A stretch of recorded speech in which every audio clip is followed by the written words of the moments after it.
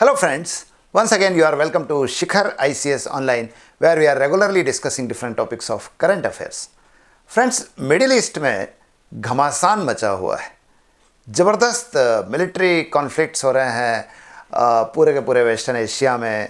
ख़ास तौर पे इज़राइल ने जो है ईरान पर अटैक किया और उसको अमेरिका ने पूरा सहयोग दिया, अमेरिका भी अटैक कर रहा है और फिर धीरे धीरे इज़राइल, अमेरिका और ईरान के साथ साथ युद्ध की ये जो आग है ये धीरे धीरे फैल गई है पूरे के पूरे वेस्टर्न एशिया में, वेस्ट एशिया में, जिसमें पर्सियन बे और ओमान बे के आसपास के जितने देश है, ख़ास तौर पे सऊदी अरब है, यूएई है, ओमान है, यमन है, बहरीन है, कुवैत है, इराक है, ये सब उसके दायरे में अब आ गए। अब यहाँ जो कुछ घट रहा है उसका जो घटनाक्रम है वो तो चूँकि सबके सामने है। It is well there in media, print media में, टीवी में आप देख रहे होंगे। लेकिन इसका एक बड़ा महत्वपूर्ण पक्ष हम आज चर्चा करना चाह रहे हैं और वो पक्ष यह है कि आखिर ये युद्ध किसका है, युद्ध किसका है, to whom the war belongs. मतलब ये कि आखिर ये युद्ध किसके हितों की पूर्ति के लिए लड़ा जा रहा है। आखिर इजराइल ने अगर ईरान पर आक्रमण किया या अमेरिका ने ईरान पर आक्रमण किया या बाकी देश यूएसए का साथ दे रहे हैं जो मुस्लिम कंट्रीज़ है वहाँ के, वेस्टर्न एशिया के, तो उनमें से किसका हित है ज़्यादा या किसके हित के लिए लड़ा जा रहा है। तो यही प्रश्न आज के इस चर्चा का मूल प्रश्न है और इसी पर हम आज विश्लेषण करने जा रहे हैं। आप देख रहे हैं शिखर आईसीएस चैनल और मैं हूं आपका फ्रेंड सुनील सिंह। फ्रेंड, पिछले शुक्रवार से, फ्राइडे से इज़राइल ने जो है ईरान पर ज़बरदस्त अटैक किए, उसके बाद अमेरिका ने भी अटैक किए, फिर ईरान ने जो है इसका रिटेलिएट करते हुए अटैक किए हैं। इज़राइल पर तो अटैक किए ही हैं, लेकिन साथ ही साथ अमेरिका का साथ देने वाले जो वेस्टर्न एशिया के दूसरे कंट्रीज़ थे जहाँ पर अमेरिकन बेस थे, खासतौर पे बहरीन में, कुवैत में, सऊदी अरब में, इराक में, यूएई में, संयुक्त अरब अमीरात में, दुबई कह लीजिए आप, इन क्षेत्रों में ईरान ने भी ज़बरदस्त अटैक किए हैं और उसके कारण पूरा एक घमासान छिड़ा हुआ है। अब इस पूरे घमासान के बीच जो घटनाक्रम घट रहा है वो तो घट ही रहा है, वो तो अखबार में आ ही रहा है। लेकिन मैंने कहीं एक लाइन सुनी कि आखिर ये युद्ध किसका है, to whom the war belongs. आखिर ये किसके लिए लड़ा जा रहा है, किसके लिए लड़ा जा रहा है, मतलब इससे किसके हितों की पूर्ति होने वाली है। देखिए, इजराइल भी अटैक कर रहा है ईरान पर, यूएसए भी अटैक कर रहा है, बाकी देश डिप्लोमेटिक अटैक कर रहे हैं। इनमें से किसका हित पूरा हो रहा है?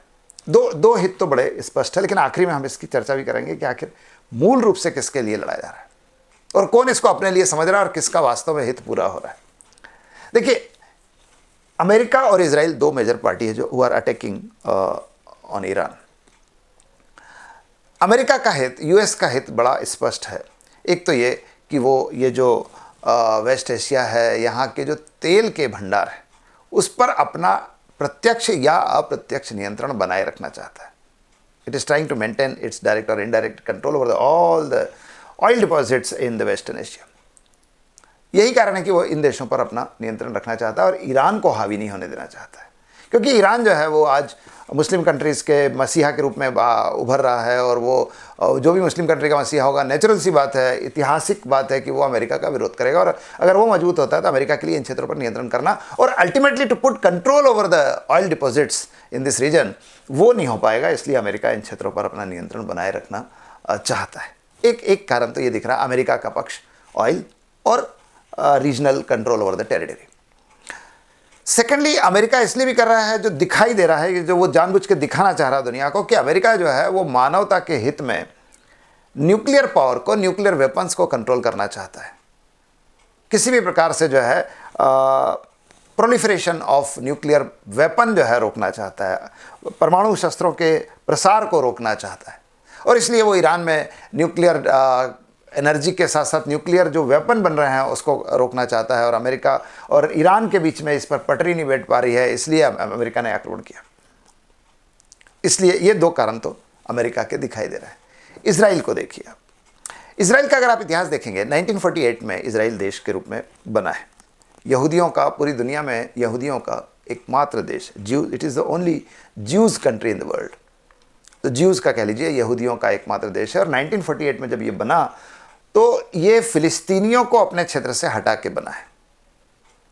तो ऐसा माना जाता है कि फिलिस्तीनियों को उस क्षेत्र से खदेड़ के जो है इजराइल ने अपना देश बनाया है। हालांकि आप और ज़्यादा प्राचीन इतिहास पढ़ेंगे तो आपको समझ में आएगा कि फ़िलिस्तीनियों ने ही या अरबों ने ही यहाँ से कभी यहूदियों को भगाया था, और उन्होंने बाद में सेकेंड वर्ल्ड वॉर के बाद जो है अपना मातृभूमि जो है उसको फिर से प्राप्त किया है, जैसा कि इजराइल दावा करता है। तो 1948 में इजराइल बना। अब इजराइल जैसे ही बना, सारे मुस्लिम देश, चूँकि फ़िलिस्तीनी जो थे वो अरब थे या मुस्लिम थे, तो उस क्षेत्र के जितने मुस्लिम देश थे, अरब कंट्रीज़ थे, उन्होंने जो है इजराइल का विरोध किया, और वो विरोध आज तक चल रहा है, वो विरोध आज तक चल रहा है। और इसी का परिणाम है कि पूरे इजराइल का इतिहास जो है वो भरा पड़ा है अरब इजराइल संघर्ष। 1948 में right since the establishment of और formation of Israel as a country, 48 के बाद से लगातार अरब इजराइल संघर्ष जो है चल रहा है, अरब इजराइल कॉन्फ्लिक्ट चल रहा है। चाहे वो 1948 में होने वाला युद्ध हो, 1956 में हुआ, 1967 में हुआ, 1984-85 में हुआ, लगातार 6-7 बार बड़े युद्ध हो चुके हैं। और हर बार जो है इजराइल ने अरब देशों को हराया है। अभी तक ये होता था कि अरब देशों का नेता, हालांकि उनकी एक संगठन था अरब लीग, लेकिन मेनली उसका लीडर होता था या तो शुरू में तो मिस्र हुआ, इजिप्ट हुआ, बाद में सऊदी अरब हुआ। लेकिन रिसेंटली, मतलब 21वीं शताब्दी के आरंभ से कह लीजिए या 2010 के बाद से कह लीजिए, ईरान जो है it is trying to becoming the leader of all the Islamic countries, particularly the Arabian countries. तो जो अरब देश है उसका लीडर ईरान बन रहा है।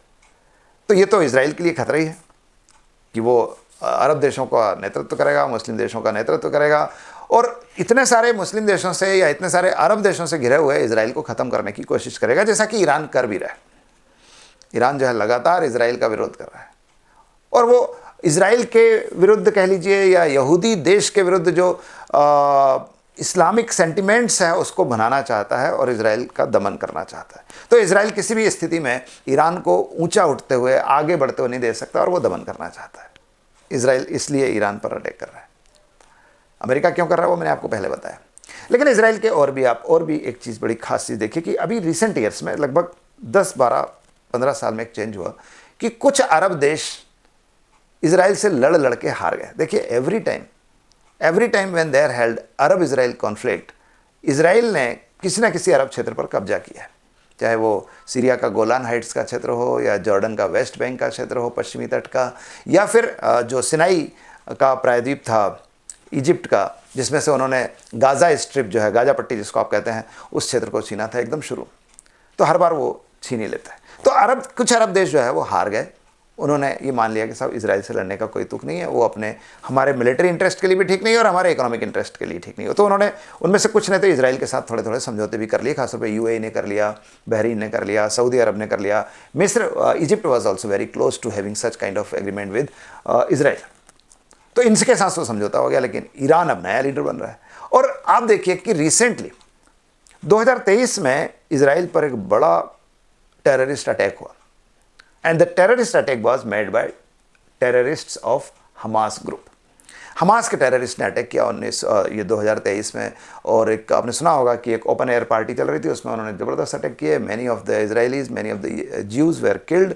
और उसके बाद इजराइल ने ज़बरदस्त अटैक किया हमास पर इजराइल को भी समझ में आ रहा था कि हमास जो है वो छोटा सा टेररिस्ट ऑर्गेनाइजेशन है, उसको फंडिंग नहीं है, पैसा नहीं है उनके पास ज़्यादा, तो वो कैसे कर रहे हैं? गाज़ा में रह रहे हैं, गाज़ा में रह के कोई फंडिंग हो नहीं सकती क्योंकि वो almost it is controlled by Israel. फिर कौन उनको ताकत दे रहा है? सुंदरकांड में तुलसीदास जी एक जगह लिखते हैं ना, कई के बल घाले ही बन खीसा। रावण जो है एक जगह हनुमान से पूछते हैं कि भाई तू तो छोटा सा वानर है, किसके बल पर इतना उछल रहा है? तो यही कि हमास किसके बल पर उछल रहा है। तो धीरे धीरे समझ में आया कि हमास को जो बैकअप मिल रहा है, हमास को जो सपोर्ट मिल रहा है, समर्थन मिल रहा है, सहायता मिल रही है, वो तो ईरान से मिल रही है। अब आप हमास अकेले को क्यों देख रहे हैं? आप देखिए लेबनान का एक टेररिस्ट ऑर्गेनाइजेशन है हिजबुल्लाह भी इजराइल पर आक्रमण करता है। अभी भी इस युद्ध में भी शुरू हो गया, वो इजराइल पर अटैक कर रहा है। या फिर आप देखिए यमन में एक टेररिस्ट ऑर्गेनाइजेशन है हूती, ये सब इजराइल से संघर्षरत है। ये छोटे छोटे ऑर्गेनाइजेशन एक बड़े एस्टेब्लिश्ड देश से कैसे लड़ रहे हैं, जिनसे बाकी देश हार गए, कैसे लड़ रहे हैं? कौन शक्ति दे रहा है, कौन समर्थन दे रहा है, कौन सहायता कर रहा है? तो ईरान कर रहा है। तो इजराइल को यह भी मालूम है कि सर हमारे अगेंस्ट जो टेररिस्ट ऑर्गेनाइजेशन हमारे से लगातार संघर्षरत है, युद्धरत है, वो सब ईरान की शह पे है। तो जब तक ईरान को नहीं कुचला जाएगा, इन हमास को कुचलना, हिजबुल्लाह को कुचलना, पूरी तरह कुचलना संभव नहीं। हमास को एक बार आपने दबा दिया, लेकिन it will get resurface, Hezbollah will also get resurface, ऊपर आएंगे वापस। क्यों? क्योंकि ईरान का लगातार सपोर्ट मिल रहा है। तो without defeating, without repressing Iran, you cannot repress terrorist activities by these organizations like Hamas, Hezbollah and Houthis. इसलिए इजराइल जो है ईरान का दमन करना चाहता है और अटैक कर रहा है और इस युद्ध में भाग ले रहा है। अब यहाँ पर बड़ी मजेदार चीज़ है कि आखिर युद्ध अगर दोनों का है तो दोनों का ही है क्या? मेरा अपना मानना है, मेरा जो अपना विश्लेषण है इसको लेकर वो ये है कि ये युद्ध तो वाकई में इजराइल का था, इजराइल का युद्ध है, क्योंकि इससे मोस्टली इजराइल के ही हित पूरे होते हुए दिखाई दे रहे हैं। देखिए, अमेरिका का जहाँ तक प्रश्न है, अमेरिका का ऑलरेडी इस क्षेत्र में दबदबा था। जिस देश के बहरीन में, यूएई में, सऊदी अरब में, ओमान में, कतर में, कुवैत में, इराक में, इतने सारे क्षेत्रों में अपने मिलिट्री बेस है, उसको इस क्षेत्र पर अपने सैन्य दबदबे और मतलब डिप्लोमेटिक दबदबे की चिंता करने की जरूरत नहीं थी। इमीडिएटली इतनी चिंता करने की जरूरत नहीं थी कि वो इतने बड़े वॉर में आ जाए और अपनी जो है जनता को दांव पे लगाए, इतने बड़े मिलिट्री अपने रिसोर्सेस को दांव पे लगाए, अपनी सेना को दांव पे लगाए, अपने इकोनॉमिक रिसोर्सेस को दांव पे लगाए। इतनी ज़रूरत नहीं थी। ऑलरेडी दबदबा था, ऑलरेडी ट्रेड में उसका कब्जा था यहाँ पर। दूसरी चीज़ यह है कि जहाँ तक न्यूक्लियर वेपन्स की बात थी, अमेरिका और ईरान वो समझौते के बहुत निकट आ गए थे। समझौता होने ही वाला था लगभग, तो वो समझौता तो हो ही रहा था। तो अमेरिका के लिए ऐसा, अमेरिका के हित यहाँ पर हैं, नो डाउट, लेकिन अमेरिका के हित इतने गहरे और इतने खतरे में नहीं थे कि उसे ईरान पर आक्रमण ही करना पड़ता। एक्चुअली इट वाज इजराइल जिसकी ये युद्ध जरूरत थी, क्योंकि वो हमास का दमन, हिजबुल्ला का दमन तब तक प्रॉपरली नहीं कर सकता था, पूरी तरह नहीं कर सकता था जब तक इजराइल ईरान का दमन नहीं करे। इसलिए मुझे लगता है कि the war belongs to Israel, और अमेरिका तो पता नहीं ज़बरदस्ती आ गया इस युद्ध में या उसको घसीट लिया गया है, और it may be considered as a Israelian victory that it has dragged USA into this war. क्योंकि अकेला इजराइल को भी मानता था, अकेला इजराइल ईरान को नहीं कर सकता, दमन नहीं कर सकता, तो अमेरिका की ज़रूरत तो थी, पर अमेरिका का हित नहीं था।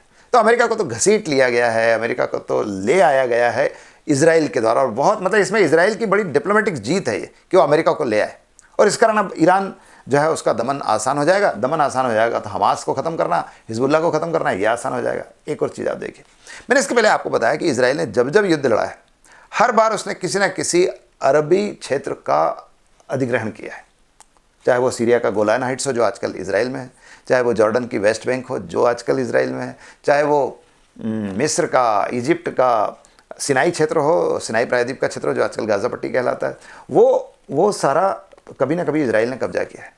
इस युद्ध के द्वारा भी, आप इसको ठीक से सुन लीजिएगा, इस युद्ध के द्वारा भी ईरान का दमन करके इजराइल किसी ना किसी क्षेत्र पर अधिकार करेगा, और मुख्य तौर पर उसकी जो गिद्ध दृष्टि है वो लगी हुई है लेबनान पर, क्योंकि हिजबुल्ला लेबनान का ही संगठन है। हिजबुल्ला के नाम पर वो लेबनान पर अटैक करेगा, और या तो पार्शली या पूरी तरह लेबनान को एक्वायर करने की कोशिश ज़रूर करेगा, और कर लेगा मुझे लगता है।